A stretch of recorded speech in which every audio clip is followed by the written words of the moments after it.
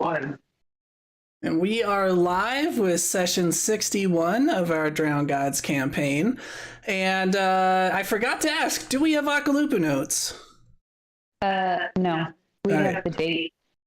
We have the date. Hey, that's important. You wrote down the date of the notes you didn't write. You know, that's a start. All right. Well, then we'll go ahead and get started. Everyone, reset your hero point pools to 1. And who would like to give the recap for an extra hero point? It's been too long. I don't remember. All right. Well, should I give it then? If there are no volunteers. I can try. Okay. It will probably end up as a joint effort. All right. So as a hint to get you started, we started off last session just after you guys had regrouped and left the tower. After you had met with the Star Mother or Great Mother or whatever name you guys are calling her at this point. She has a few. That woman. That woman. Maybe not try that one. Saucy wench. We regrouped. We had to go back to the village. I think you guys hadn't even gone back to Manawanui's tower at this point. Yeah. But Ip finds something pretty interesting. You remember there was a shiny thing. That's right. Ip found there was a loose part on the tower that was shiny and made him feel very electrocuted, like there was like his hair stood on end. Well, that was more from just being on the tower, because you guys in your previous generation had a pretty similar experience climbing around on top of there. Yes. And they took the loose part off him and Burnbright. Burnbright. You call him Bang Bro? I called him Flame Bro. Flame Bro. Okay, I like that. You can see how I could get there. They got that. They know that it is similar. It has like similar writing on it to some of the other technology that we found. Well, but not anything that they recognize. Yeah, not writing per se. It's more of like a pictogram. It looks like a tree. Yeah. Which you'll remember your tribe calls the Great Mother / the Star Mother / that woman, the Great Coconut Tree. Yes. Moving back to the tower. I know the PPOP at some point ends up with that being his new talisman. Is that what it's called? Do you mean Ipoipip? Yeah. Yes, talisman of the Great Mother. Yeah. But I think that was kind of a bit later. Yeah, that was that night when Ip and Burnbright were taking their watch. I remember at some point Akalupu makes soup, but I think that's quite a bit later. Yeah, that's later. But I don't remember anything between it getting the stone and Akalupu making soup. So, well, how about Jason? Do you remember what you and Burnbright got up to on that night watch after you got back to Manawanui's tower? So we were checking out the stone. And Burnbright made something for it. Okay, yeah, we got the little holster made. Yep. And I loved it, but Burnbright was not satisfied. He's never satisfied. Fair. And then you meditated in front of the talisman. Yeah, I attuned to it a little bit. And I don't remember what happened. I'll be honest. Mostly you figured out what it does for you, and you did write it down in your notes on the custom item you added, so you don't have to worry about forgetting it. But basically what it does is once per long rest, you get basically a free spell. Any spell that you are capable of casting, you can cast it for free without using a spell slot. Hell yeah. And it doesn't matter if it's prepared or not, just any spell from your spell list that you are currently capable of casting. We love that. But then nothing else happened. Like, I didn't like dream of it, did I? No, nothing too weird. So that was mostly it. You figured out the talisman, and you also, interestingly, and I would assume you figured it out at this point, but interestingly, you ended up taking 2 watches instead of just 1. So any theories on what that could be attributed to, considering that happened both this night and the night in the swamps? And you didn't get sick? Yeah, it could be some sort of passage of time thing from the blessing. Yeah. Or sleep thing. Yeah, so basically, one of the things the blessing is doing for you is now, instead of 8 hours of sleep, you only need 4 hours of sleep, the same as an elf. So you're finally even with Mono Anui there. Mono Anui could have had 2 hours, or maybe 0. I never sleep. And Mono Anui wishes. Should have taken that blessing. No faith. And then do the opposite for him. yeah, it makes it so he has to have 8 hours of sleep. Mm-hmm. All right, so yeah. You're saying it was built for human physiology. Yeah, you just suddenly find yourself like kind of how Reginald aged super fast and died when he went from being an elf to being a crow. You have the same thing where you go from being an elf to being a human, and suddenly all those years catch up to you and you're like an old lady. That would be kind of funny. All right. So you guys ended up taking first and second watch. Mono Anui, you took third and fourth watch. Do you remember what you did? Yes, Mono Anui read from the dreaded book. Yeah, that's the next night. Oh. So if you remember, it has something to do with your eldritch nails. I do remember. Mono Anui painted scorpion venom onto the nails. A lime green one.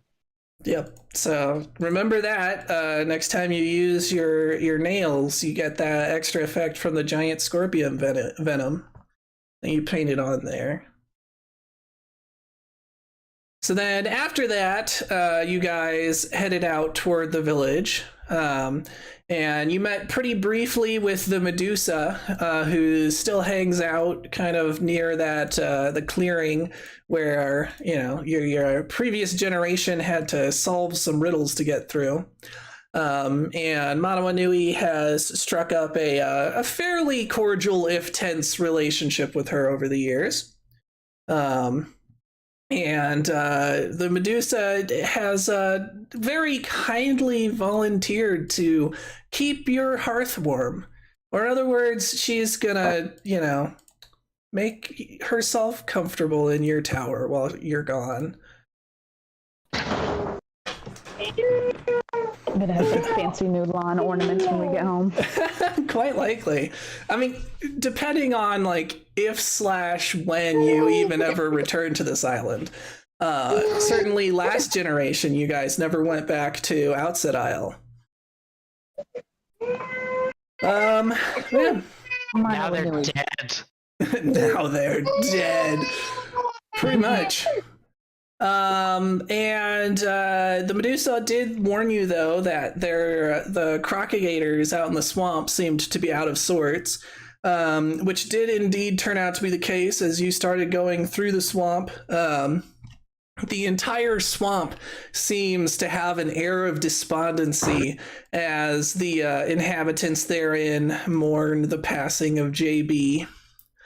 Then that night, Junior went ahead and foraged for food and got some mushrooms and roots, and also killed an adult footbiter by just coming up behind it and just putting it out of its misery. All would have been fine if it wasn't for Gurr. Yeah, so now some of the mushrooms most of the mushrooms seemed edible, but there were a few weird ones that Manawanui wasn't sure of, and one that Manawanui was sure of. Manawanui, she recognized one of the mushrooms from Silicon Valley. It was one of the mushrooms that was being sold by the unicorn in a trench coat that she didn't buy at the time, called a goblin's nose. So you guys have that in your possession. And then Gurr also, yes, was helping with the cooking and ended up putting some of the other mushrooms in the soup, which ended up making Manawanui and Junior sick that evening. But interestingly, Burnbright and Ip were completely unaffected. Mm-hmm. And then, Abe, this is the night where you ended up reading from that book. So did you want to elaborate at all on how that went? So, there's Manawanui rolling like a boss. Turning page after page, reading the accounts of Akbar the Bad, Yep. who died at one point, Or at least claims to. Claims to have died and come back to life. Like, his narrative did not make sense. No, it was a very rambling, windy narrative. But he did make the claim at the very end of the opening page that he was going to cure death and make the world perfect, which is, definitely the kind of thing you want someone to say. Right? Not going to end up bad for anybody. I'm sure. But yeah, I think you got to the third page. You got the cover page, which was largely art. Speaking of which, the entire thing was written in like red ink that was still glistening as if it were wet blood. Hold on a second. And then you got through the forward and the first page, I believe, something along there.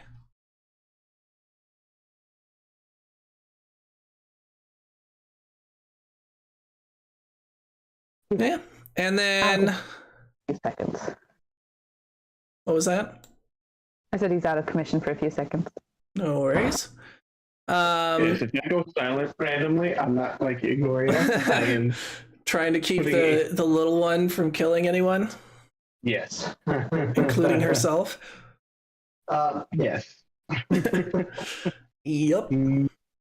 Not mostly yourself, but a large part yourself. So yeah, so you got through the first couple of pages, and then you didn't quite have the strength to turn another page. Not quite. Ended up giving yourself a pretty nasty paper cut and started bleeding black, which is probably not a good sign. Just a little. Just a wee little flesh wound. Yeah. And then you should still be drained too. Yes. So you're not feeling the greatest either. Yeah. Still drained too, Well, unfortunately. now it will take even less arrows to almost kill you again.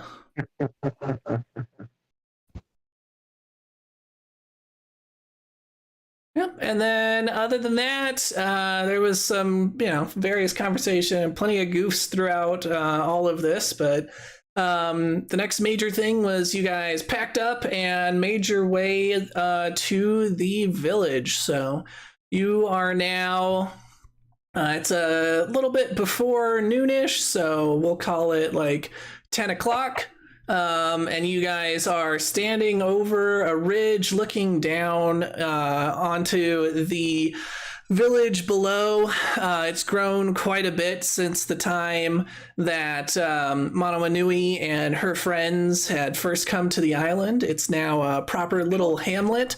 The buildings are now mostly made of stone, and a lot of the technology that you guys had kind of gathered between visiting Silicon Valley and resources from various islands have kind of dispersed along the trade networks that your parents had set up in their time. So they're now it's more advanced, the kind of technology that you see around. You have not a lot in the way of metalworking still, but stone crafting and woodworking and all of those sorts of things have progressed quite a bit. And the city, well, it's not a city, it's still fairly like village sized, but it's probably 2 to 3 times larger than it was before. Has proper stone walls now, roads, and some amount of irrigation. Now, with it having grown larger, it does have the typical problems of cleanliness. Ip and Burnbright are largely used to that, but Junior and Manawanui might find it slightly off-putting, given their more bucolic upbringing out in the wilderness. And you guys, it's still early enough that there's still the sense of like baking bread and whatnot wafting up from the village below. And you can hear the distant din of the hustle and bustle going on.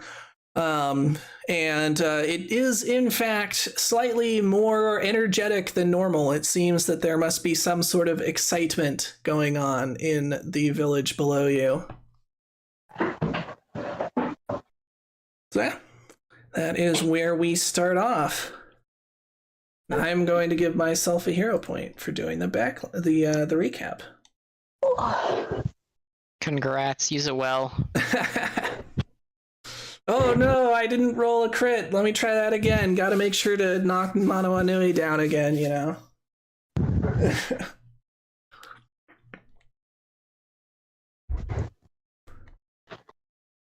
Oh, we're just heading into town. I would assume that's the plan. Oh, I thought you were... Anna had gotten up to lay someone down. I thought she had left her hearing device. No, I did. Well, wait. We started the description. I had a feeling I knew what was happening. You are standing on a hill looking down at the village below you. That is the gist of it. Walks forward. You fall off a cliff. Give me a reflex save to catch a branch on your way down. Hey, Akalupu could, though. Akalupu absolutely could. Of all the people... Like, Akalupu would have no problem George of the Jungling it the rest of the way to the village. Oh, yeah. Now, at the end, you would slam into a tree. Yeah. I mean, as per you do when you're George of the Jungle. Exactly. All right, so you guys head to the village then. Are you going to head straight to y'all's home, or, well, I guess, Ip and Burnbright's home, or are you kind of headed toward the market, the central square? How are you heading in through the city?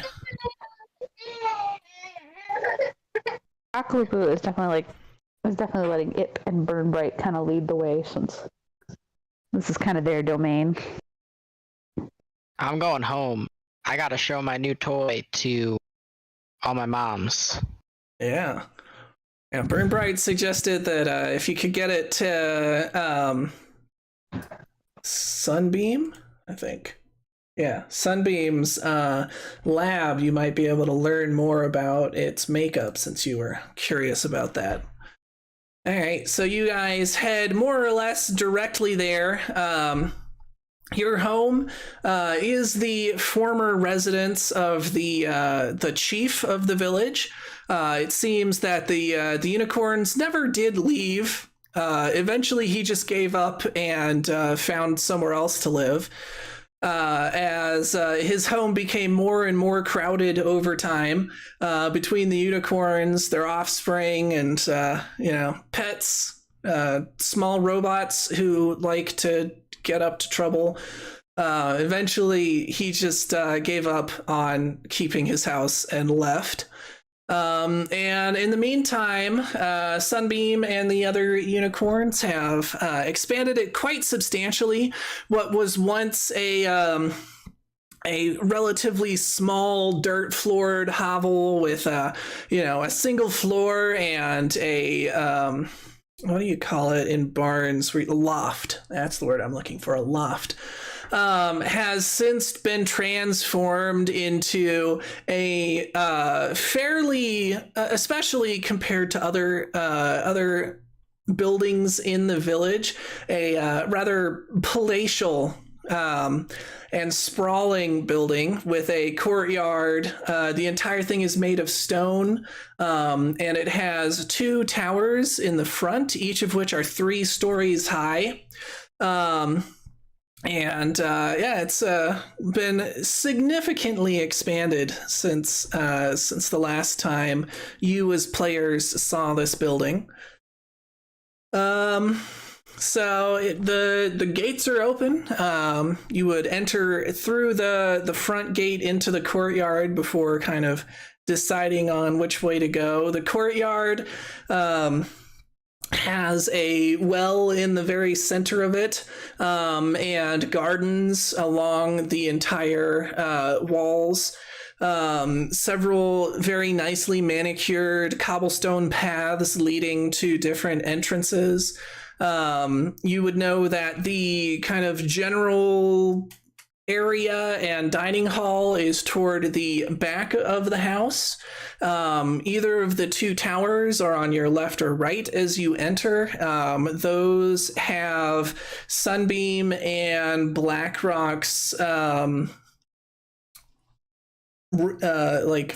personal quarters up near the top floor, and then of course there's the tops of the towers as well can be got on. Blackrock's has some of her divination equipment as well as a prototype telescope,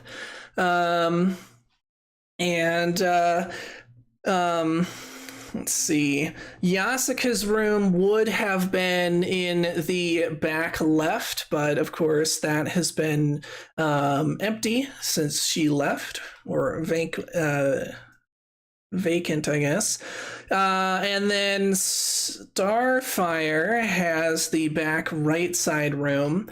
And then there is also an area affectionately called the dungeon by the kids, but it's actually more of a cellar that you can get to through a trap door.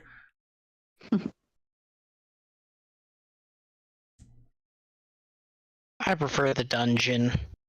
Oh yeah, everyone prefers the dungeon.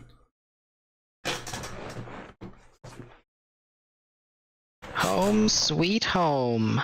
I am going to make my way first to Yasuka. So to her, is she around? Yasuka left with your father and Akalupu. And who else was there? So there was PPOB, Mono Anui, Yasuka.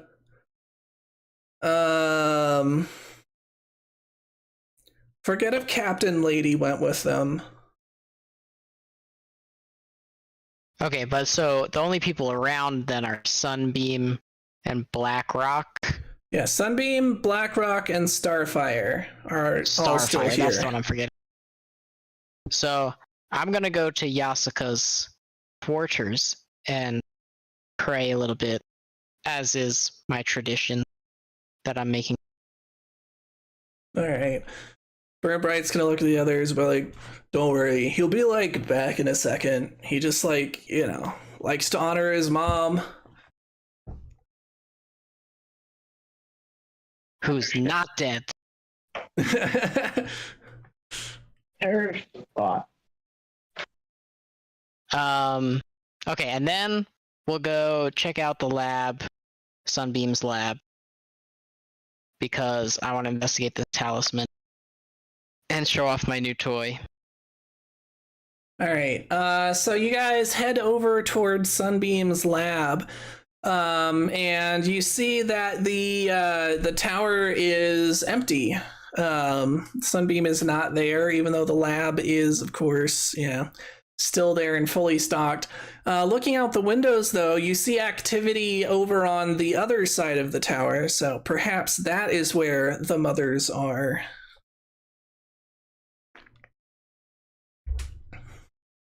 Unless you let's were... try and use the lab ourselves. Burn Bright, what do you think? Yeah, I'm pretty sure I know how to use, like, most of this. So, Okay, let's check it out. Let's run some tests. Yeah, so what do we want to see? Like, what it's made of? Like, I don't know, why it's glowing? Like, what kind of things are you wanting to, check out on this? What is it made of? Okay. And can it break? I guess don't break it. Yeah, we wouldn't want to do that. Even though, like, clearly I think it can, because, like, it broke off of the tower, right? Well, unless that was on purpose. I don't see how that changes what I just said, but yeah. Do you mean, like, will it just break on its own? Now I don't understand the question. Is it a durable enough material that it's not gonna... All right. Well, if we want to do that, then basically, like, we do a scratch test, and we can, like, compare it to other things. So, like, here. And he goes through a couple of drawers, and then he finds one. He's like, all right. So, like, if we scratch this against, like, chalk, obviously, and he scratched it, the chalk scratches. So, like, the chalk is softer, right?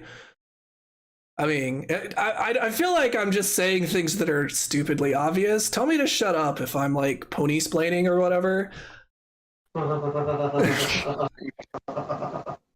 You're pony-splaining.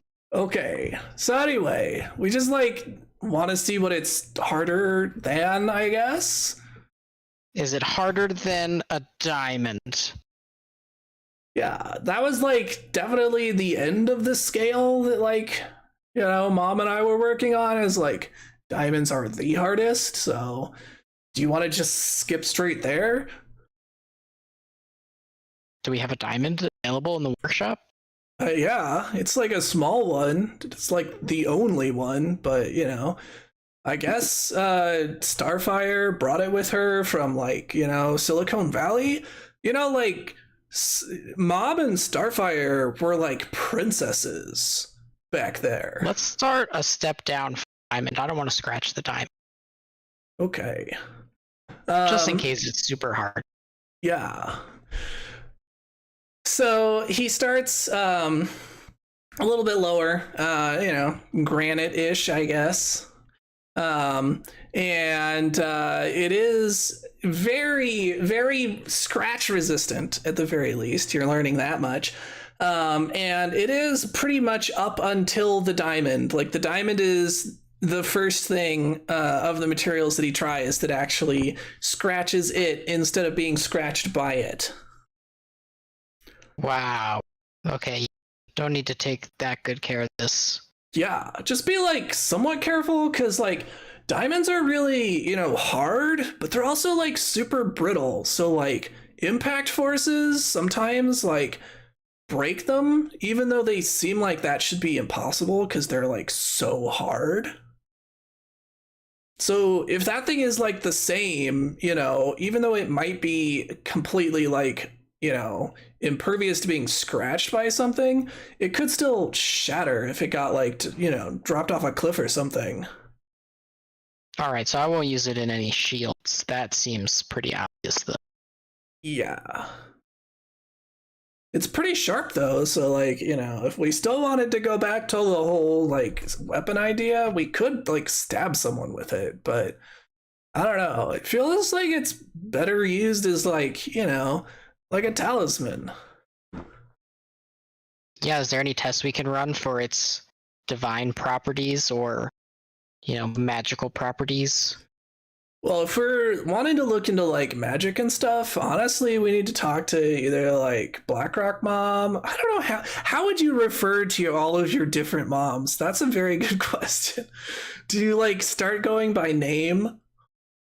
Yeah, I think we would just call them their names. Yeah, I think you would have to.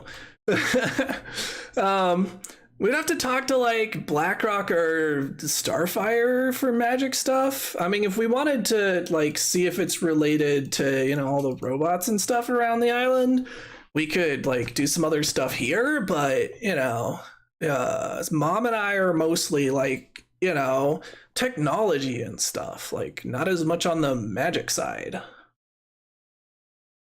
Yeah, this seems like it'll be mostly magical stuff. We better go find someone that can help then, because I don't think I can do that. All right. Well, should we go see if we can find everyone? Like, it's weird that we haven't even seen anyone yet. Like, someone should be home. Unless they all went to, like, I don't know, get a smoothie or something. You know how much everyone likes smoothies. Better go check out the smoothie place.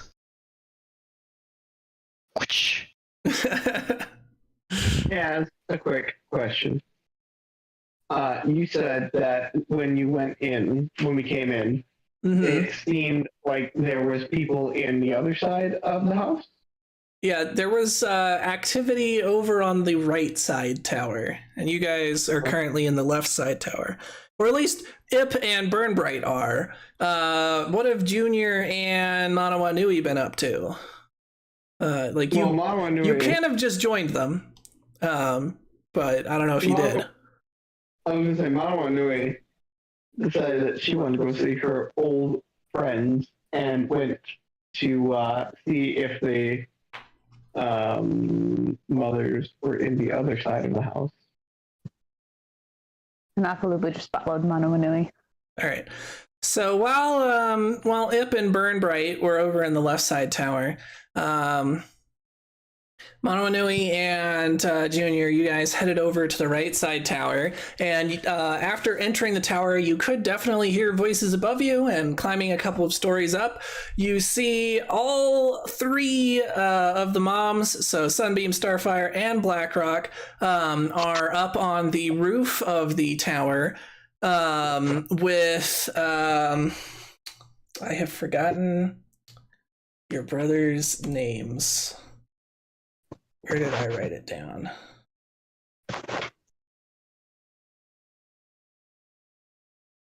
Is it Flame Bro? Flame Bro. Sandstone. That sounds right. Night Sky and Sandstone. That's it. And you can see them. They are gathered around a table on the roof of the tower, and they're looking at some sort of charts that they've written up. So as soon as you poke your head up, Blackrock sees you and goes, "Oh, like, we have guests. Hey, Manawanui." How's it going? It's like going, I guess. And Starfire looks up and goes, "Oh, come on. We know that she must know something. Mara Nui, you were definitely like close to the Great Mother, right? We saw she came down like 2 days, just the night before last. We were like trying to figure out from the star charts, like, how to predict that, We've been trying to figure that out since like, we first got here." Well, me and the lads were in the area. In fact, it struck that tower that was up there. Yeah, of course it did. Like, that's what we were expecting. But have we ever seen it strike the tower? I mean, JB told us it did. He did? That's right. And like all of our calculations point to that being, the place. So since you guys tell me that you guys made it inside. You totally did, right? We actually did. What? And even BlackRock, slightly raises her eyebrows. That's the most emotion you've seen out of her in a very long time. Yeah. Quite strange, all of it. Junior here activated some sort of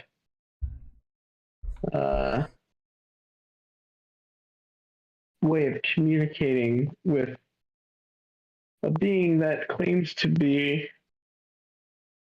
the Great Mother. What do you mean, like, claims to be? Like, who else would they be? I don't know. I'd always imagined the Great Mother being a lot more all-powerful. And yet this woman, there we go, seemed to have quite a few limitations. Like what? It's all very strange. Well, for instance, the only place that I gathered, or at least from our limited exposure, that she could see clearly was this island. Seems that she could see other islands that we'd been to with a slightly less degree of clarity, and then there are areas that she just has no sight over at all.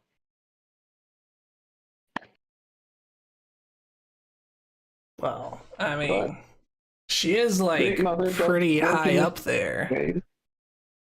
Speaking of which, that's what I was going to ask you about. Since you all were down here at some distance, what did you see coming from the sky? Did it look like it was coming from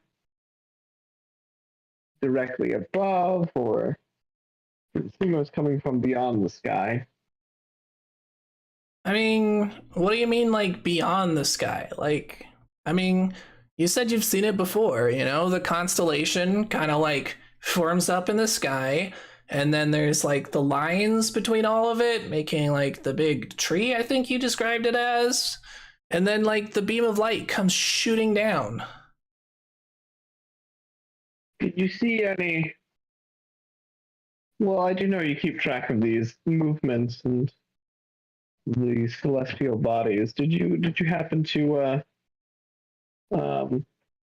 no pun intended, she's gonna say, looking at Black Rock? No, who's the one with the star chart on her butt? Starfire.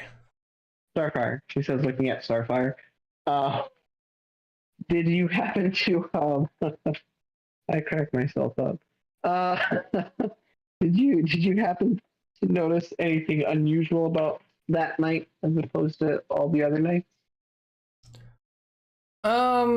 Like, I don't know. It seemed pretty normal, I was out watching the stars, and like, you know, the constellation was weird and unusual, but like it's always weird when it happens.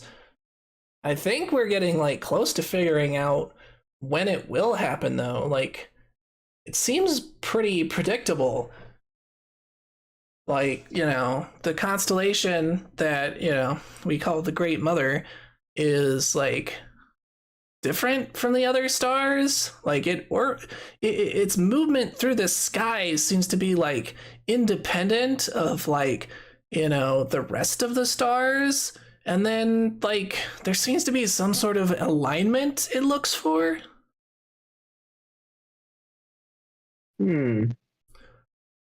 You couldn't say what that alignment is, could you?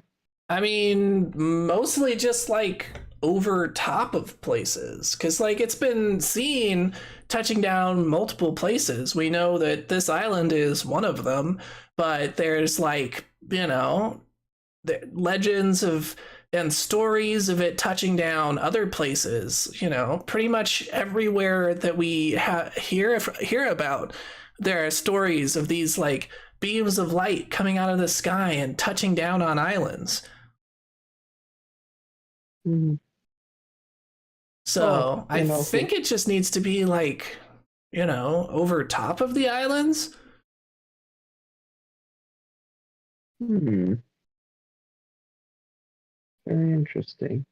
What needs to be over top of the islands? Ip says as he walks in the door. Ip, you made it back. Sunbeam finally, you know, looks up and says, is like Burn Bright also here? Yeah, Mom, I'm fine. Good.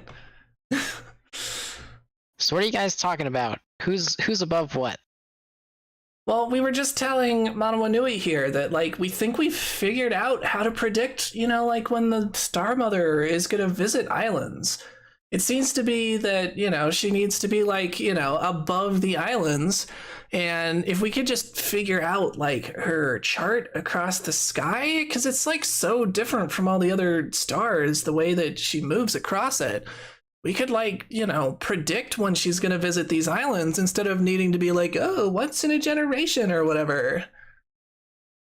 Or we build a giant stone ship that shoots out to the stars and we meet her in her divine domain.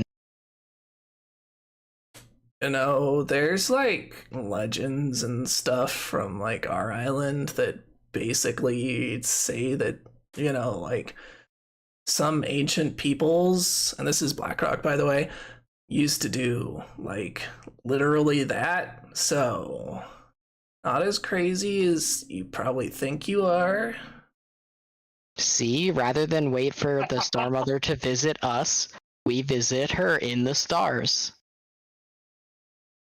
Sunbeam goes, but we like don't have like any idea how to even, you know, like do that. We would have to figure out like technology that no one has understood for, you know, like who knows how long. I will pray to her and she will show me the way if she wants us to visit. I mean, I guess that's probably true. That's where we have to start, at least. Is that what we she... gotta explore our options. Is that what she, like, asked you to do? Because Manawanui said you met her, even though Manawanui seems to think it wasn't the Star Mother. That's true. She did not leave any indication that we should come to visit her. She, in fact, did go to say to visit a specific other shrine. So maybe that's the one she's going to next. And speaking of that shrine, if I pointed to a spot where we reasonably believe this other shrine is, could you tell us when the next time it's going to, when the Star Mother will be aligned to it? This is Starfire. What do you mean, like, pointed to a spot? Like, is it just off the coast or something? No, but if we took our map of the islands, What is a map?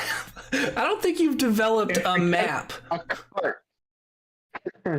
What All of your what are navigation, you doing? all of your navigation was just like making rhymes, I guess. It was all verbal. Nothing was written down. No, PPOP did not write anything down because you guys did not have writing, paper. That's why all the island locations were so far off. You know, I mean, the closest thing you would have is you could maybe like have a painting, because you guys did have that vaguely represented the order of the islands with literally no scale. Oh. But charts and topography and mapping, like none of that is technology that you have developed at this point. Yeah, maybe if PPOP were here, he could help us start to conceptualize it. But he's not. He's dead. Dang. Wait. Whoa. Now Yasuka's alive. Yasuko's alive. My mom is alive. But everyone else is dead. That's it for him. No, I actually do hold out hope that all of them are still alive and on their own quests to find the Great Mother, where they shall meet us. Exactly. So, I mean, you have a heading. You know that it is mostly east. You have some idea. You took something and basically like roughly scribbled down like basically what I described earlier with the roughest like guesstimation of scale. You tried to scribble down on a piece of parchment the vague relative locations of the islands that were described, that were visible on the map in the tower. So that's the closest thing you have to any sort of a map. But it is not accurate enough to actually do any real navigation by. Sad day. Like imagine someone sat you down in front of a Google Maps and took 3 cities, put little pins in them, gave you a piece of paper and said, all right, draw those locations, and then sent you out in a car to go make it there for real. Hey, look, I do it with my scouts and civilizations all the time. So you have more information than none. So you're ahead of the game there, but it's not something where you can just point to a spot on a map and say, "Hey, this is all to scale and accurate." No, it makes sense. It makes sense.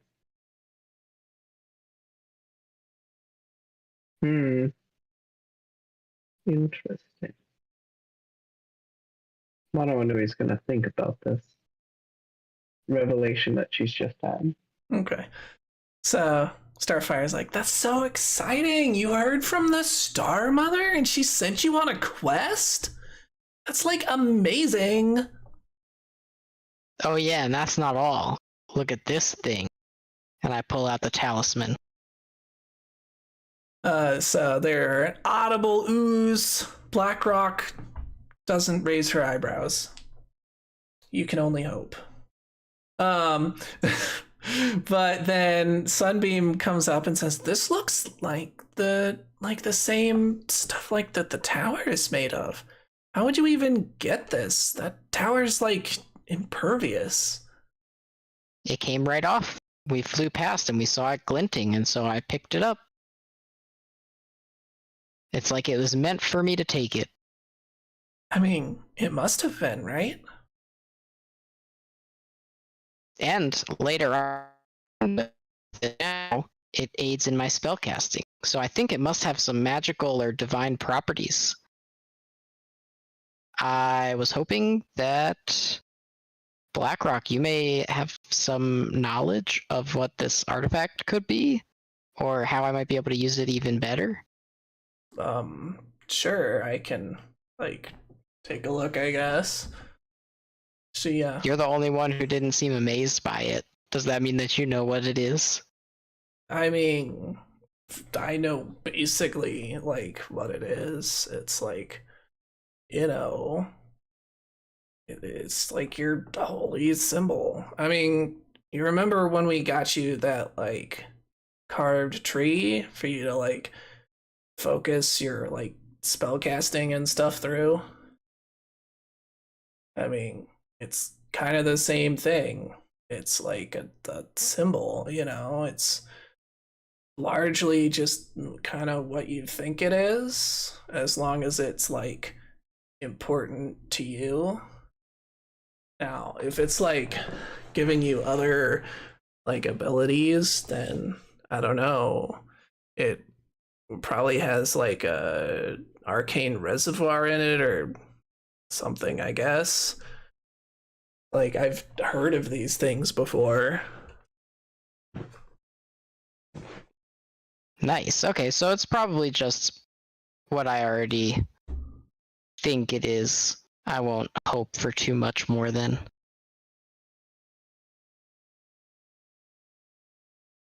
I mean, yeah, it's like, you know, definitely, you know, a holy symbol, because like it's not just gonna have the tree on it just by random, right? True that. So wait, do you guys think that you could figure out which direction the Star Mother's gonna visit next?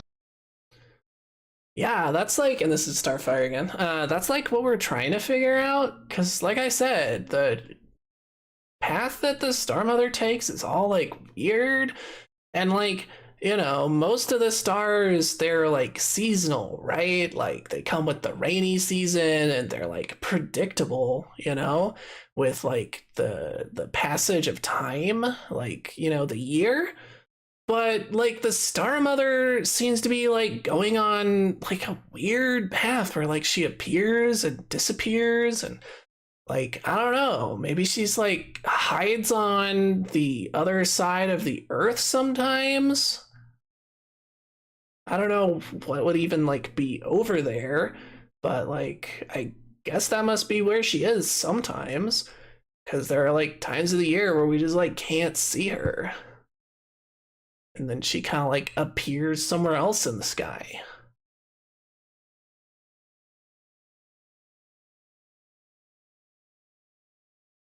That's interesting. Well, hopefully on our quest we can help to locate and track down what that path is.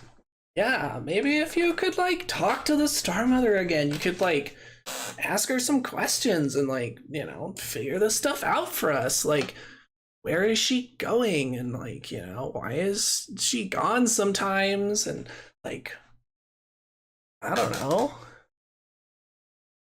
Like, one theory we had is like maybe there's like a cave that like goes under the ocean, and she like travels underground and then like comes up the other side.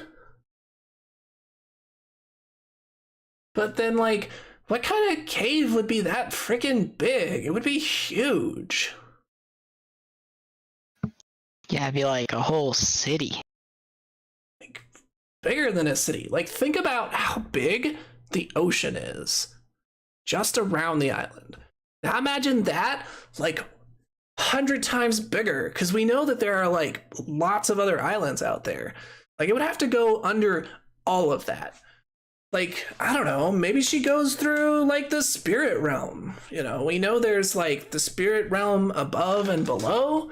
Maybe she like splits her time between the two or something. Mono Wanui, I bet you know all kinds of shortcuts through the spirit realm. Oh,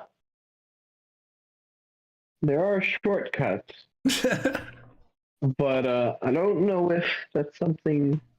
I don't know if that's a place we would want to go. The shortcuts or the spirit world? Spirit world. Okay, yeah. That's probably Only a good idea. great care and caution. Yeah, Guided by if even anybody. Manawa Nui is afraid to go back to the spirit realm. Whoa, son. Who said anything about being afraid? You want me to jump into a volcano? I'll jump in a volcano. Oh. So you do think we should go to the spirit realm?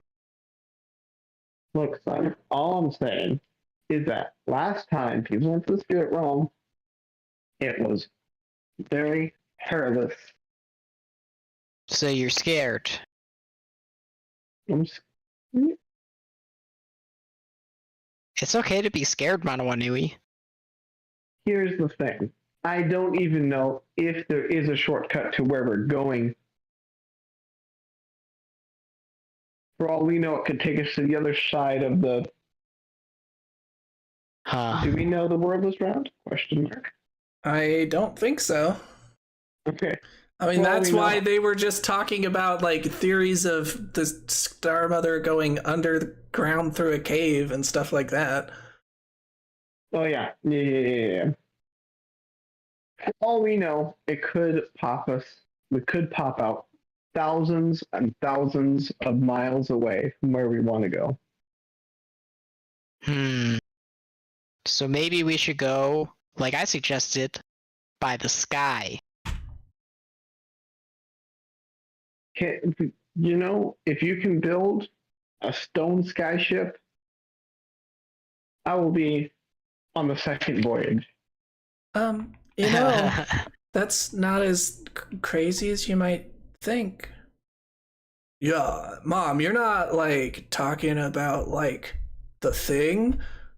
Well, yeah. That would be crazy. What thing? Excuse me. For the uninitiated, what is the thing? Well, Burnbright and I were actually, like, talking about how, you know, like, maybe we could make a flying boat using some of the bullets. Yeah, you know those, like, big, like, stone roly-poly guys? So this is one of the dinosaurs on the island. And they look like essentially a cross between a roly-poly and a rhinoceros. And they're these enormous kind of like half bug, half dinosaur things.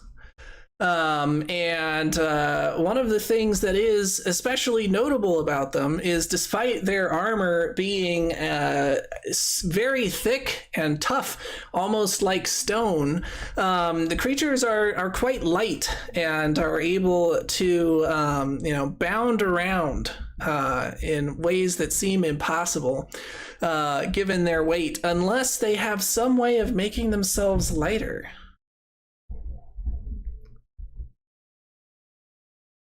Uh-oh, you guys are onto something.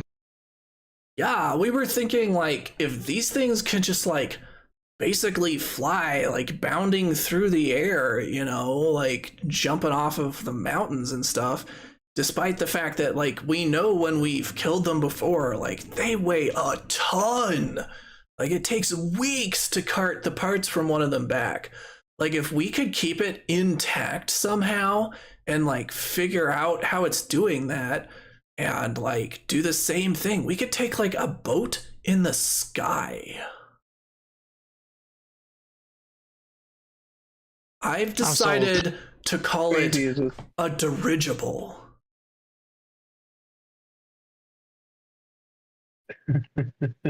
Where did you get that from? I wonder. I don't know. It just like came to me in like a dream. Oh. 'Cause it's like dire and eligible for travel. I was actually thinking more like it would have lots of ridges, so it would be like ridgeable. So it's dirigible. Yeah, exactly. But we can decide on a name later. Like Skyboat would be cool. We could Skynet. Yeah, Skynet would be awesome. Like we could definitely like fly some nets off of this thing, and that would like be pretty dope. Anyway. So have you tried doing this before? How long would it take to put something like this together? Well, I'm really not sure. Like, it depends on what we figure out. Like, if we can actually kill one of these things and keep it intact, like, and then figure out what makes it so floaty, then, like, I mean, once we know what makes it floaty, then I guess that would help us figure out how long it would take to make, like, a skyboat. What if it needs to be alive to be floaty? I mean, we can use them as sled dogs. Maybe. Problem is, like, they seem to be like buoyant enough that they can kind of like float for a while, but they come back down eventually. So we'd have to figure out how to make them lighter to do that. Like, I don't know, peel off their armor or something. And that sounds pretty harsh. Yeah, should probably not do that when they're alive. Yeah. You know, oh my gosh, I forgot her name. Who? Not Pipiopi's mom, but like Blackrock. That mom? No, the other one. Which the adventure one? The quiet. The former queen? Sunbeam. No, Ipoi Pips. I'm sorry, Ipoi Pips' mom. Yasuka. Yeah. No, yeah. Yasuka is Ipoi Pip's mom. Sunbeam is Burn Bright's mom. They're all my mom. Also true, but biological mother. Burn Bright is Sunbeam's biological son. Night Sky is Starfire's biological son. Sandstone is Blackrock's biological son, and Ip is Yasuka's biological son. That's right. You know, Sunbeam, now that you mention it, if you could get a skyship, that would be really helpful. Yeah, imagine like the kind of opportunities that would open up for travel, and you wouldn't have to be as worried about like the tides. I guess, the wind would still be a huge deal, but otherwise you could just go like over the waves and the tides, and you could like get anywhere. Like you could get on top of like the mountain on this island in like hours. What would we need to do to catch these? Are they called roly-polies? What are they called? A bullet. Bullet. Yeah, that's the hard part. Catch a bullet. Because we would have to figure out how to like trap one and like kill it really fast. Because these guys are strong. And like honestly, that's part of the reason that we've never gotten one back intact before, is we had to basically like drop boulders on it and like surprise it to even stop it. Because otherwise, like if it decides that it's in danger, it'll either like attack you, and these things are mean, or it'll just like jump away and you'll never like see it again. Let me look at something. I think I might be able to help. I think I've got it. Skynet. Bro. Yeah, if we could like throw a net over it, then maybe we could just like, I don't know, coup de grace it and just like chop its head off, but not like damage the rest of it. And we need to be able to get the net on it from a distance, either by like shooting it or dropping it from super high up. Or, let's see. Or what we could do, save on netting, and I could shrink it.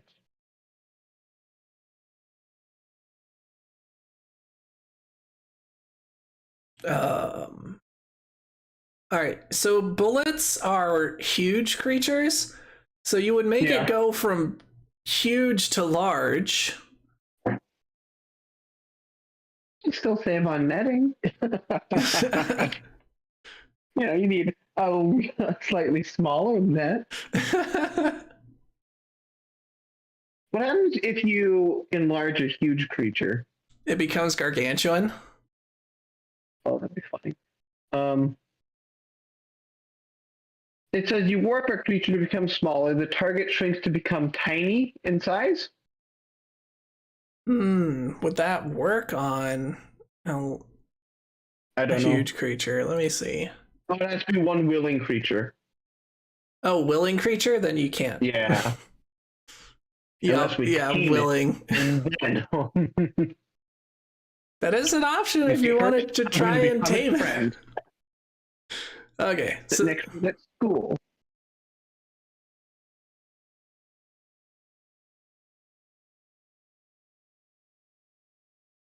All right, well, I think we have like a plan then. Should we like, I don't know, head out into the forest and see if we can't find a spot? Because like they usually have places they kind of like to travel through.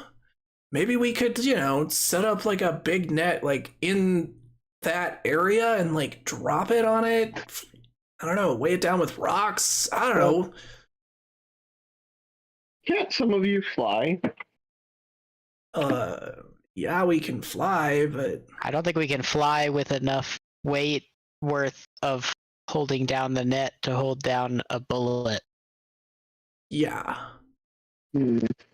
These things are like the size of your tower. I'm exaggerating, but not by that much. So we need a tall position over sort of a choke point. All right, so y'all gonna head out into the forest? Akalupu, do you have enough rope to make a net? Yeah, did Junior pick up his father's habit of just making net or ropes? I think we had him not. I think we got rid of like all of his rope in his inventory. Well, it's not in your inventory, but do you have like a rope room in the tower that is just floor to ceiling ropes? I mean, probably. Also make a lot of things out of ropes. Yeah. Make some hammocks. Very much into macrame recently. Nice. Macrame? But like the big kind, so it's manly. Exactly. No. Finger knitting? Yeah. All right. Well, I guess Ip and I are definitely going to be the fastest. So we'll go to the tower and start, like ferrying that stuff down. Akalupu, do you remember that one canyon, the one where like we found that really shiny rock that looked like it had a face on it? Oh yeah, I remember that. Yeah, meet us there. Sounds like a plan. All right. So let's get you all moved over here. Burn Bright, Junior, Yep, Onui, and Reginald. And let's make this map a bit larger. So let's go 40 by 40. All right, so this is going to be a bit where you guys can get creative. So let's say that you guys are in a canyon and the walls are roughly here and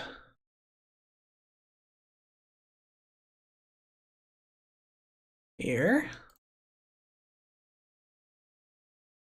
Is there a stream in this canyon, or is it dry? There's a stream, and that's why I'd imagine the bullets come to congregate here.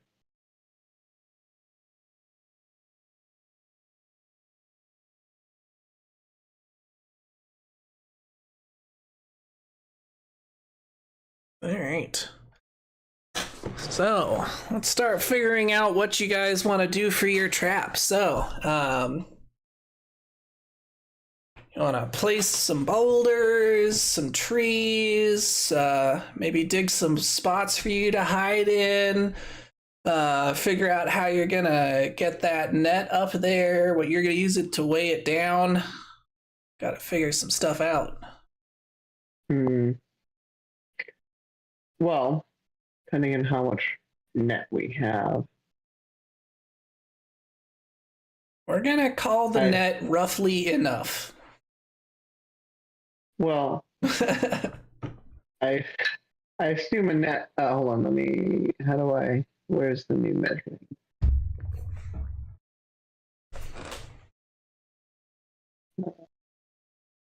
It's like this big. So I assume a net that's like from this corner to this corner would be too big. Like I said, we're just going to call the net big enough. Okay, because I have an idea. We have people over here and people on this side of the canyon, and then a giant net just spanning the whole width of the canyon, and tie logs to each side. When the bullet came through, you just roll the logs off each side of the cliff and trap the bullet. But that's like a lot of net. All right. Well, that's the wrong tool. So if the net is this big, what if we build another rope that's like this, that goes across the canyon and attach, right here to the rope, and then we'll need Akalupu Jr.'s strength to hoist, it'll be like a pulley system like this. So we'll pull the net up like this and then drop it from there. Does that make sense? Yeah. Yeah. Burnbright is like, I made like an effigy, I guess, like out of straw so that we can like judge the scale. This should be about the size of a bullet. And I assume they're not carnivorous. No, they're like, I don't know. I think they eat like algae or something out of the like or trees. I don't know. I do know that like they can be mean though. So even if they don't want to eat you, they can absolutely like mess you up.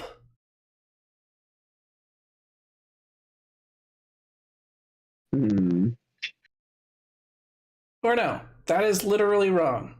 No, they're carnivorous. I forgot. Oh, okay. I forgot one of the things about them that definitely indicates that they are carnivorous. All right. Yeah, they seem to like have like food preferences, so like you kind of just have to hope that like you're not their favorite food or something. Otherwise, you could be in big trouble.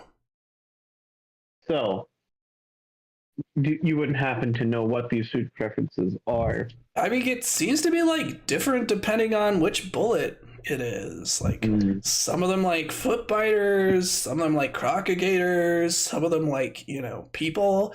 That's honestly the main reason we've had to kill some in the past is like ones that have, problematic preferences for their prey.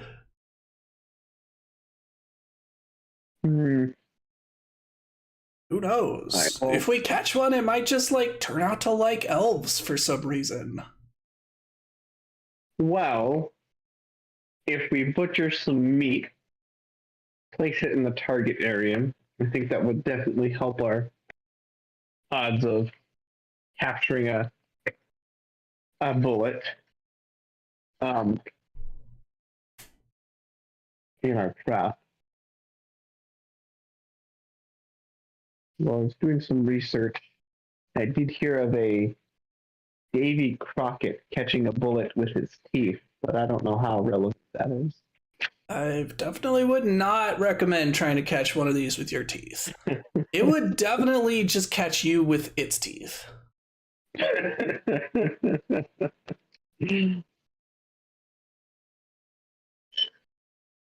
Well, Akaluper, do you have any meat? Or Junior? Do I have meat, you ask? What kind of a question is that? Well, we're gonna need it. Gur comes walking in from like the other side of the canyon, and he's holding a still beating heart. And he's like, I have meat too.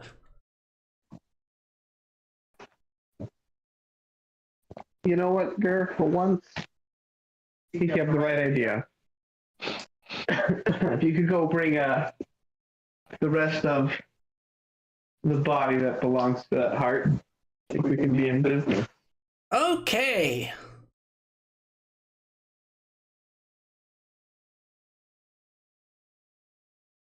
And he walks back off the way he came.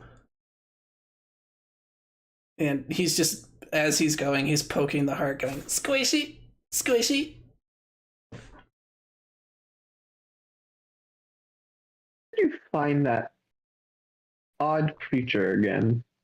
I mean, we didn't like find him exactly. I guess we kind of like half made him and like half found him.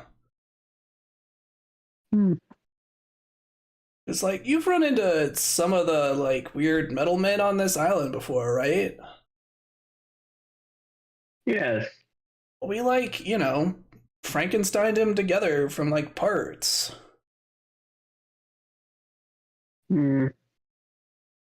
Well,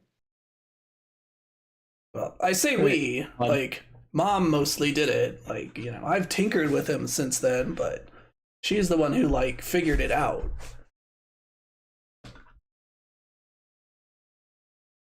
well, you're quite good with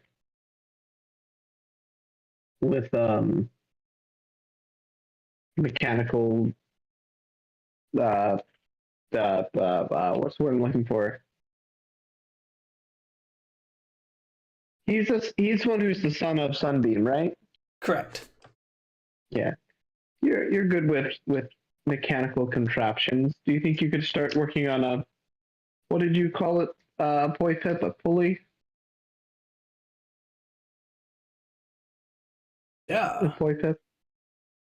No, I don't know what a pulley is. I just meant a rope thing that went over another rope that pulled the other thing up. So I guess we could call that a pulley because it's pulling. You're well, you see if you can't work with your brother and try and jerry-rig something. Okay, so the question is like, we want to contain the thing, right? So like, are we mostly trying to like tangle it so that like, it can't just, jump away? Are we trying to weigh it down so it's too heavy? Or like, I don't know, are we just trying to enrage it so much that it like won't try to escape, and then we just like, murder it by being like better? Well, here's my thought. If we have you over on this cliff and a Poipip over on that cliff, you two can do some serious damage with those two crossbows. And so when we probably entangle it, I don't know if we have enough heavy materials. I don't know how strong these things are, but from what you tell me, they seem that they must be at least somewhat strong beasts. Yeah, they are incredibly strong. So probably a mixture between entangling and enraging. Although I'd prefer not to have it enraged, but I don't know if we can help that. I mean, yeah, if we trap it, it's gonna be mad. So, like, one way or another, I think it's gonna be coming for us. Well, can't be helped. And then Akalupu and I. I'm sorry? Sometimes you gotta get your hands dirty for science. Science? Yeah.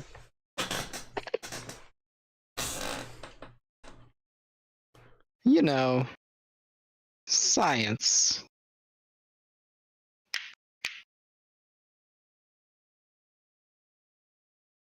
What if we fed it something?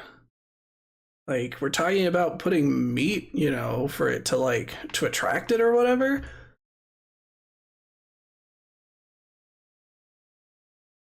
Yes. I don't know. What if we, like, fed it those weird mushrooms or something? I thought.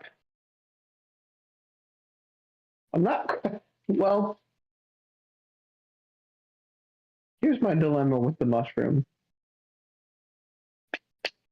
I'm not quite sure what it will do, and from seeing its effect, well, from having experience with the effects of certain mushrooms, it can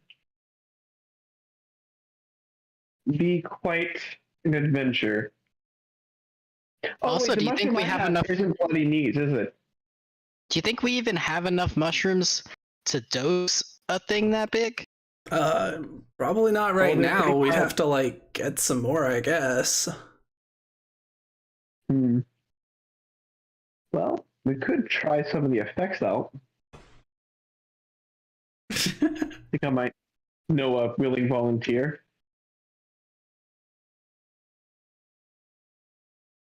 Turns to Akalupu Jr. Yes. Akalupu's giving people a look. Oh, come on, Akalupu. It's not the worst thing that's ever happened. And you'll get to do what you love. Eat.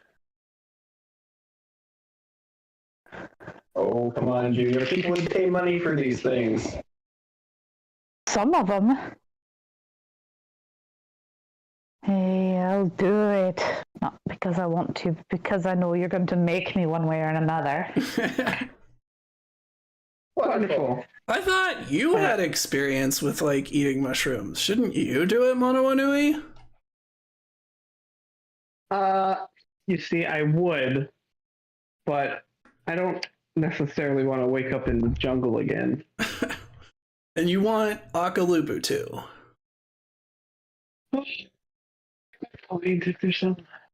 Junior, don't give in to her. Nobody is gonna wake up in the woods. We're all adults here. If anything weird happens, we'll make sure that Junior is safe and sound. But same goes for you, Manawanui. So I do agree that it could be you if you want to protect Junior. Or are you too scared? Listen here. Oh boy, Pip. Just listen here. All right. Here it doesn't answer it. I was merely saying, for the best of everybody involved, I thought it would be best if Junior, a young, healthy boy, did it. But if you want me, take the bullet.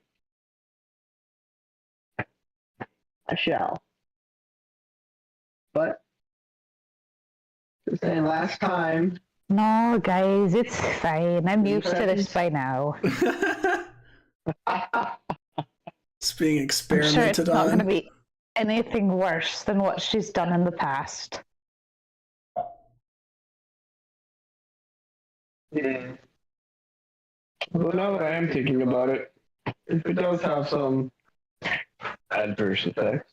We really want Junior to be the one who's may or may not be in a blood-filled rage. That is a very good point. Maybe we should, like, just not poison it then. If we're not sure what this is gonna do. So what are our options then? Like, well, we try to weigh it down. We try to entangle it. We drug it. We try to figure out what it wants to eat and see if it'll just like come for us instead of trying to escape. I don't know. Any other ideas? You know what? Would you say these beasts have any sort of intelligence at all? That was a good question. Let's see.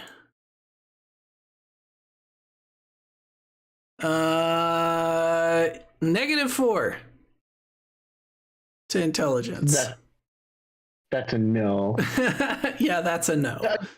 As a quick question, I couldn't use train animal on it.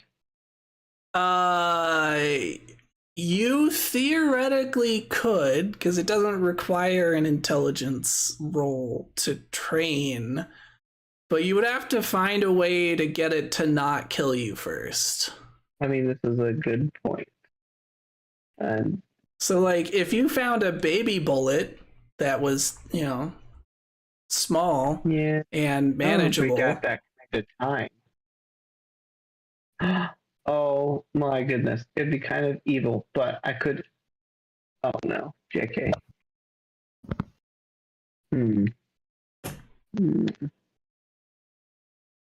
Nope. I think we're good. I think we'll go with the violent route. Violence it is.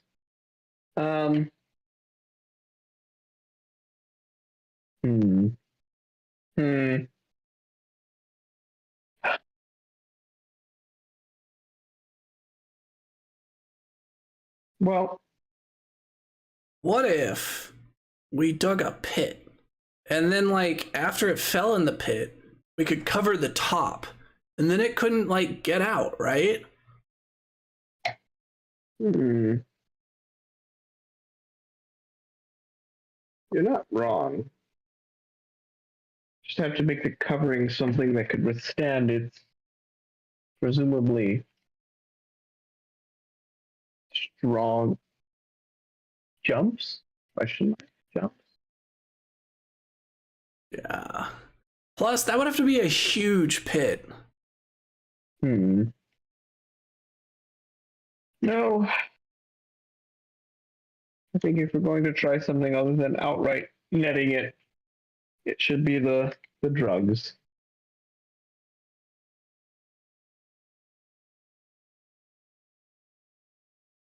So, well, what time of day is it? It's probably like later at night or later in the day, I mean. Yeah, at this point, we'll assume, like, by the time you've gotten everything together, it's probably sometime the next day. Well, what do you think of Poipup? I think we definitely need to lure it with some sort of food. I'm against the poison idea. Seems too risky.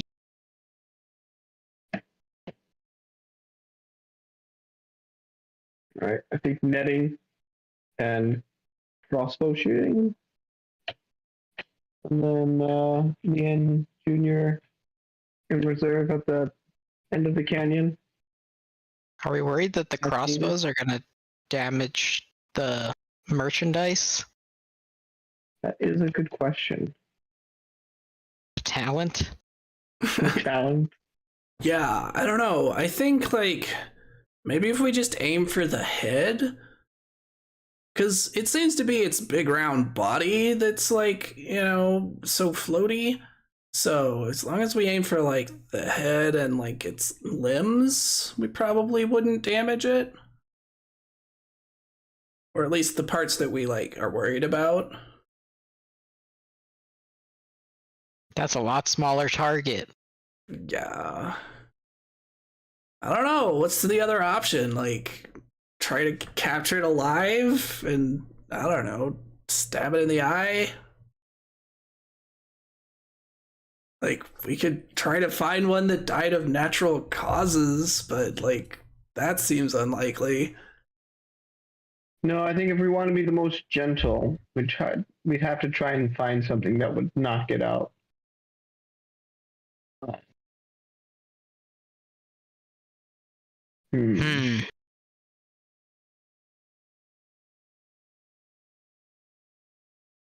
Let's see if I have any good spells. Because I can cast whatever I want. It's true.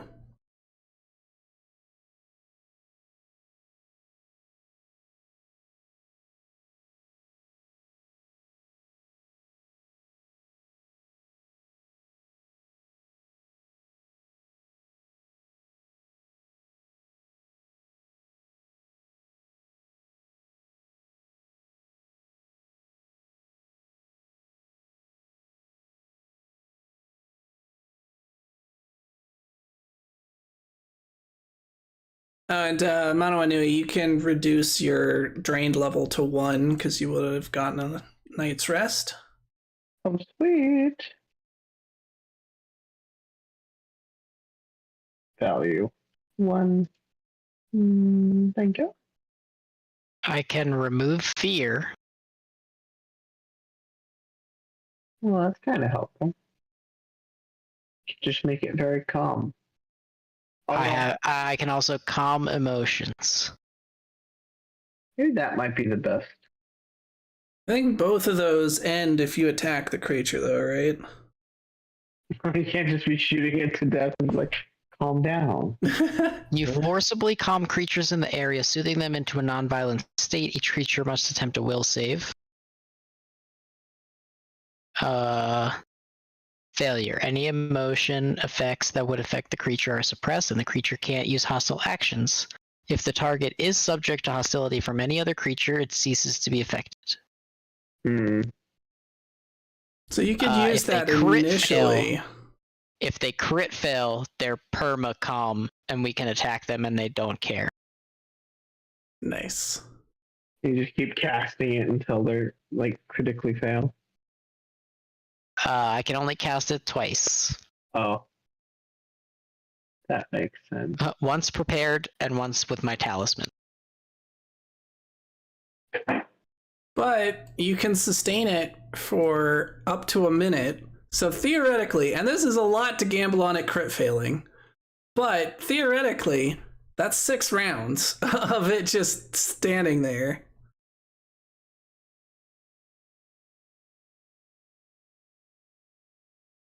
But there's no way. Yeah, like I said, a lot to gamble on it crit failing. Especially since will saves are not intelligence based, so the fact that it is dumb as a bag of rocks doesn't help you.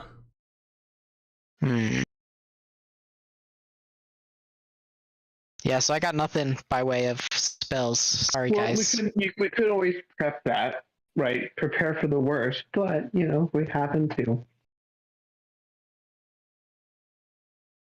get it to crit fail. No, I think either, you know, an all-out attack, including, you know, casting calm, hoping for a crit fail, or drugs are the 2 ways to go. I mean, we can try and calm and use the calm to trap it so that then we can kill it easily. That's not a bad idea. Because then I only need a regular success. Or they only need a regular failure, I should say. And I can cast it from 120 feet away. As a quick question, what counts the hostile action? I would assume that that's left up to like the GM to decide. So But hypothetically, generally, it's anything that targets the creature directly or indirectly that could harm it. so like if we were to lead it into a pit and then close that pit, right? We haven't done anything to harm it yet, but also at the other end of that pit, there is a trench dug that is filling the pit with water. Would that count as a? That wouldn't count as a hostile action, but it also wouldn't count as it taking a hostile action to try and escape. Yeah, but like I guess my question is, would it ever get uncalm so it would try and escape drowning? Yes, that's what I would just said. It wouldn't be a hostile action by you to put it in the pit and close the pit, but it also wouldn't be a hostile action from it to escape from the pit if it's being drowned. Oh, I see what you're saying. We can't just make it okay with dying, can't we? Like, no, it's okay. You lived a good life, buddy. No, it's not quite that easy. Move on.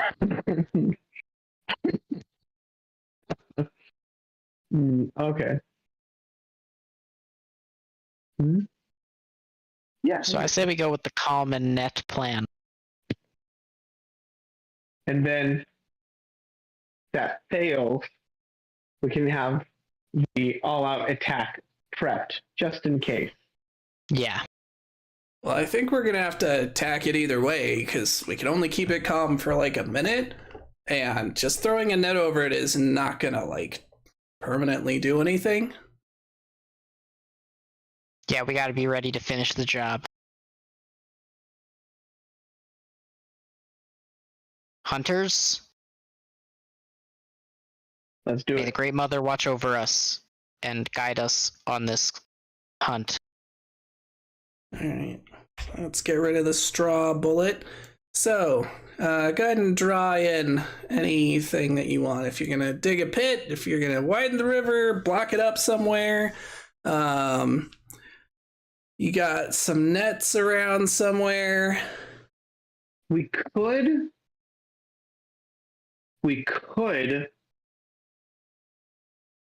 block up the flow of the river right here to make the water a little wider. And so it's more muddy and the thing's more likely to get stuck and entrapped.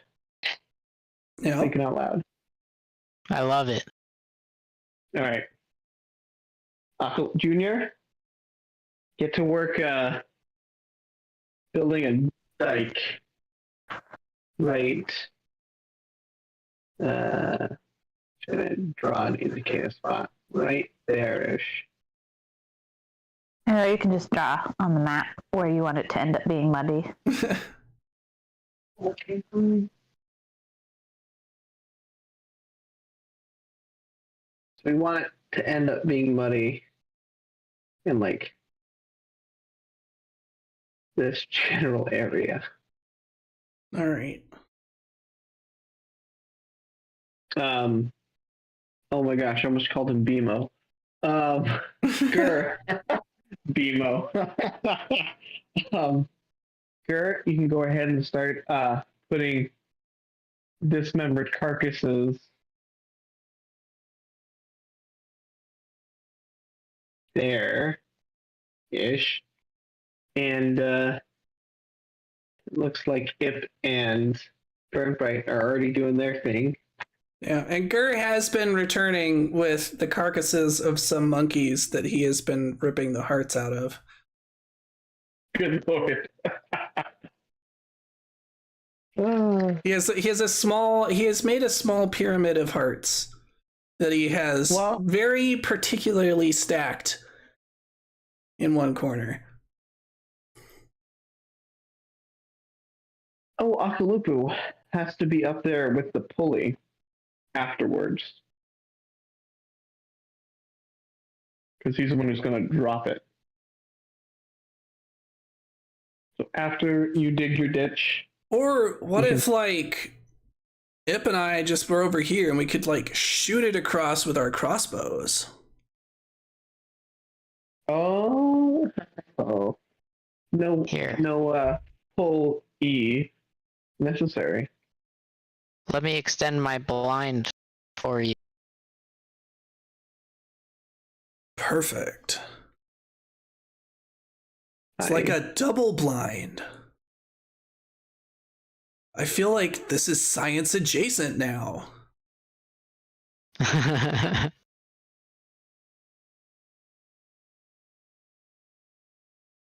Whoops.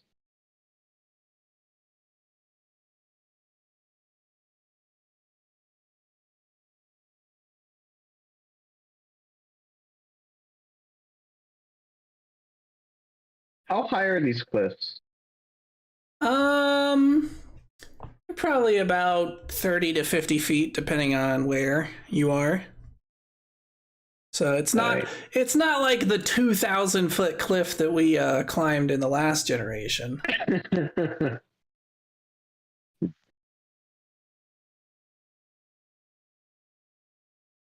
Alrighty, Junior. When you're done, make sure you have some spare rope and come meet me at the top of this cliff here.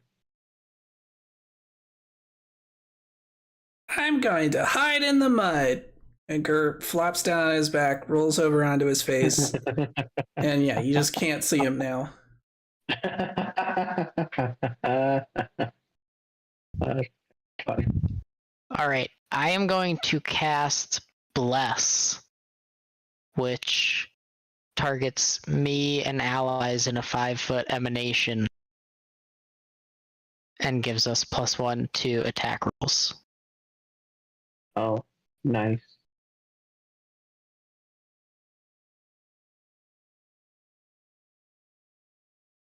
All right.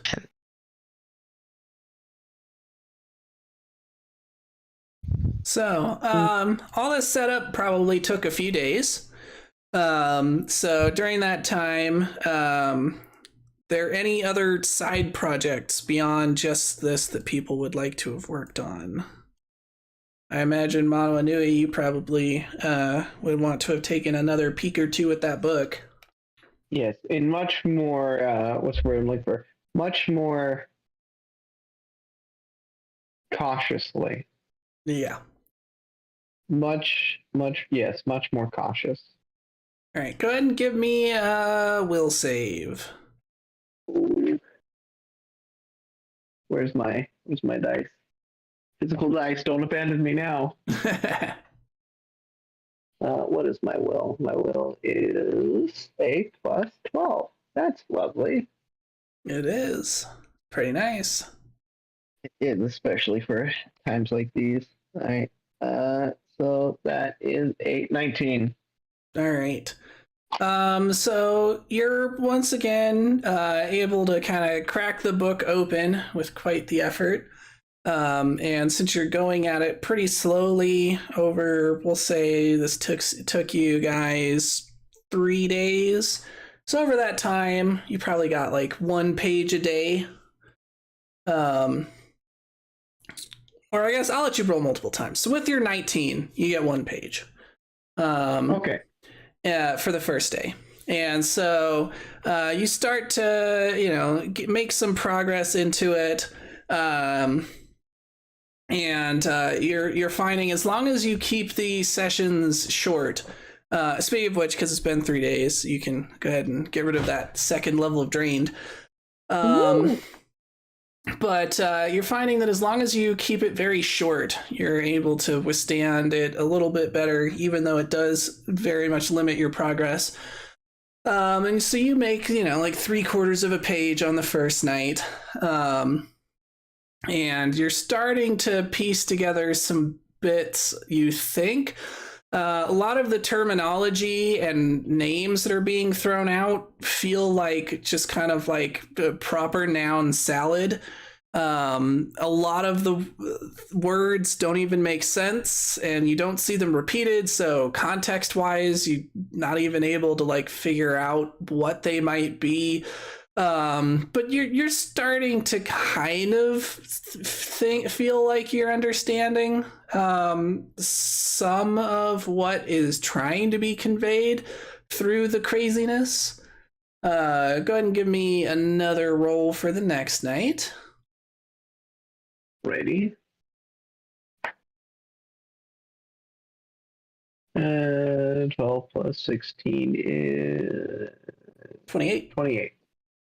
All right. So you're making some progress. You actually get through like a page and 3/4. You like finish that page from last night, make it through a whole other page, and you think about going to a third page, but decide that's probably a bad idea. Thinking back on it and how that went for you last time.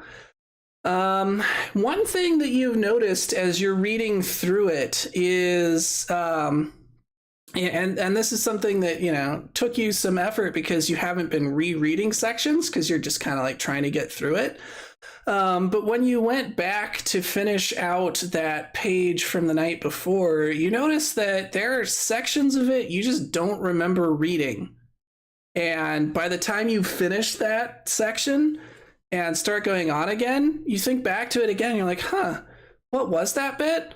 And by the time you finish for the night, you're pretty sure you reread parts of that page 3 or 4 times, and you still cannot for the life of you remember what it said. All you have is this like vague feeling of uncomfortableness, almost like a half-remembered nightmare. Almost as if your mind was trying to protect you from something. All right, and then being so pesky. and then one more. Let's get another will save. Give me that emotional damage. I was joking. I don't want any emotional damage. 11 plus 12 is 23. All right. So you make it through one more page, and you're slowly starting to feel like you're chipping away. Or actually, do you want to keep going forward, or do you want to try and push on those parts that you're not remembering, like reread sections? I'm gonna try and reread some sections. All right. So you feel like you're slowly starting to chip away, and you actually feel like you can almost remember those parts of the book. But there's one part of it that no matter how much you try, even when you're staring directly at it, there seems to be some sort of repeated word. You think it's a name that your eyes just kind of drift over. And every time you try to look straight at it, it's as if have you ever had a dream where you've been reading a book? Yeah. And then when you try to focus on the actual text on the page, you realize it makes no sense. And then you wake up because it makes no sense. Yes, I've had like dreams where I've been like trying to do something very important. I'm like, I just need to like either send this text or like read something really important from this book, and like I just can't hack it. I'm like, why can't I like get this? Yeah, that's exactly how it feels. You've narrowed it down to, instead of entire paragraphs, you're now seeing it's certain words, and it's like a specific word that seems to be repeated, and no matter how hard you try, you cannot get it to make sense, even though you're using comprehend languages, so you should be able to read anything. But no matter how hard you focus on it, it eludes you. And so you start referring to those sections because you can at least like recognize them by your inability to read that word as the unnameable.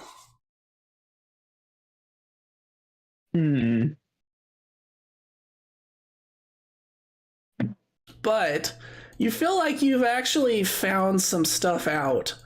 And you feel like you're missing some of what the book is trying to convey in terms of actually bringing things back to life. And somehow there's a way to do that, though at great cost to yourself. though you're not sure what that cost is. And it clearly involves this unnameable. But you think you might be able to keep flesh alive, per se, with some of this knowledge that you've gained. Like a tumor. Like a tumor. Junior, I need tumor. I need some flesh. I'm gonna make a tumor. All right. Just, if you don't mind, just give me a little bit off the rump. I mean, if you want to try it out with some of these hearts that Gur has been taking. I was actually about to ask that if I could test it out on some of the hearts that are being piled pretty high at this point, I'd imagine. Yeah, no. Gur now has a Gur-sized pile of hearts. Nice. All right, so you're gonna sneak out and grab one in the night? I am. Or are you gonna grab multiple? What are you doing? I'm gonna grab a few. I'm gonna grab a fresh one that was from the first day, and then like an intermediate one. All right. So you grab one from the bottom of the pile, one from the middle, and then one from the very tippy top. It's still warm to the touch, even. Someone's been busy into the night. I'm going to try and do this flesh alive thingy to the freshly procured heart. All right, so you're starting with the freshest one? Mm-hmm. All right, so you sit down to do the ritual, and rather uncomfortably, you feel a familiarity with this ritual. As you're setting out the pentagram in the ground, what are you using to make a pentagram, by the way? Are you using like rocks, sand, your own blood? A good question. I don't suppose I could get enough blood from the hearts, could I? You could if you went back and grabbed some more. I am going to do that. All right, so instead of grabbing 3, you grab a bunch. You grab like I don't know what you're carrying these in. An armload, we'll just put it that way, of hearts. Yeah. And you set them out in a pattern, a pentagram pattern, and it you cast your mind back to Papaya Island. And Sammy, who you now know was not acting under her own volition, but was actually being controlled by Topple at the time, had you lay out a very similar pattern when you brought Reginald back from the afterlife. And, you'd kind of hadn't really thought about it up until now, but the ritual is basically the same, including the use of your own blood as one of the steps. And so you set everything out and then place the fresh heart in the very center, and then taking out I would suggest you not. I was going to say you should use your sharp nails, but you've poisoned them, so you probably don't want to use those to cut yourself. No, I shall use a sharp. Yeah, I assume you have some sort of a knife that you keep with you. And you cut your wrist, and let out a fairly substantial amount of blood onto the center. And then one thing that's different from before, when you did the ritual to bring Reginald back, you actually had your wound where you cut yourself healed itself, and you felt quite strong afterward. This feels the opposite, where you feel drained, and you are in fact now drained 1. But as you chant the words that you hardly comprehend, In fact, you thoroughly don't comprehend. You don't know what they mean at all. But you were able to, work out the pronunciation of them at the very least. You see that the heart does in fact begin to beat once again. And you feel that you can maintain this state on the heart. But that as long as you do, you're going to retain that level of drained.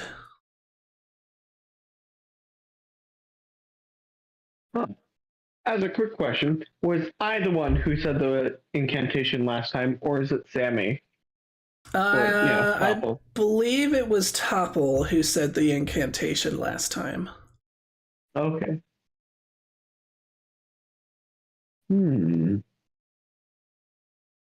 That's interesting. Alright, I'm going to stop sustaining this heart. Alright. So you stop sustaining the heart and you go back to feeling fine. So it seems that it was not actually the physical loss of blood that was causing you to be drained. It was the sustaining of this dead flesh. All right. So also during that time, a few bullets have come through. This does in fact seem to be a favored location for them. So you've been able to get a feel for what it's like. And they seem to kind of bound through this canyon. You've maybe thrown a few theories about why around, whether it's just easier, or maybe they like to stay out of sight, or perhaps it's an easy landmark to follow. But regardless, you have seen several bullets go through, so you are in the right place for what you need to do. And so it is around 2 o'clock, so a bit after the noonday sun has hit its zenith, and you are all prepared on the final day for your ambush. You've set out a large pile of flesh in the hopes that a bullet will be interested in it. And everything is ready. So let's get a perception check from everyone. And we will be wrapping up soon, so no worries there. 24.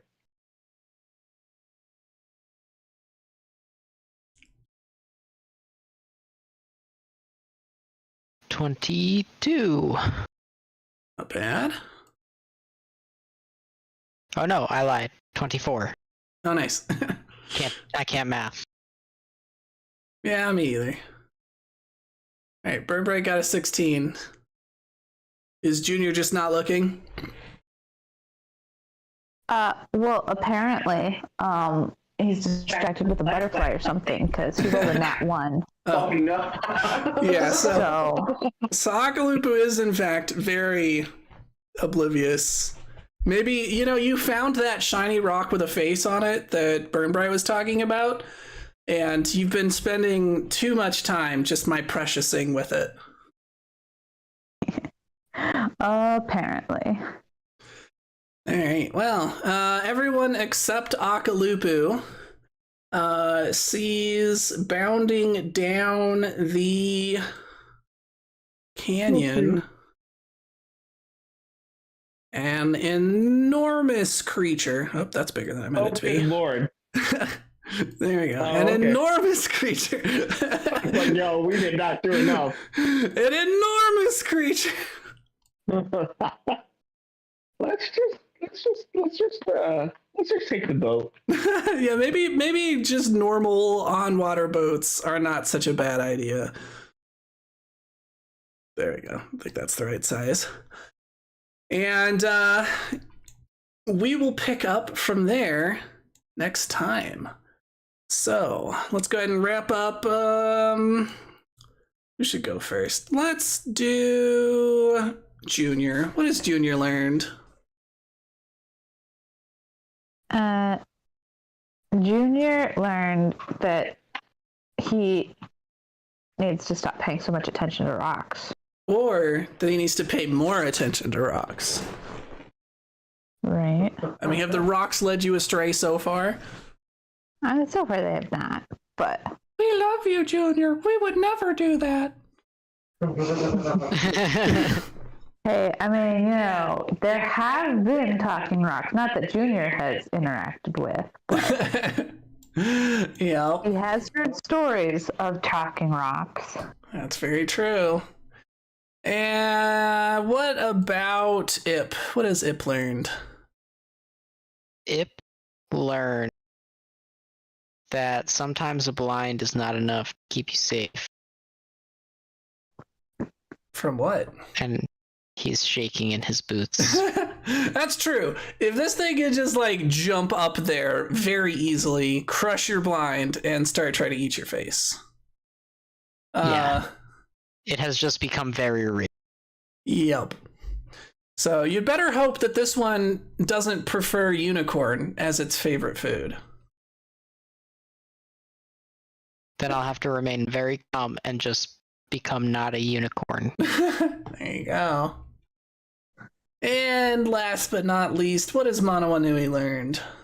Manawanui has learned a great many things. Least of which, not the least of which, I don't know, I'm saying this wrong. Anywho, that she can sustain a freaking heart. And maybe more. I mean, like, if freaking Reginald is still kicking, that's interesting. Yeah. Certainly is interesting. All right. Well, thanks everyone for joining me. I hope you all had a great game, and I will see you all at the next one. Bye.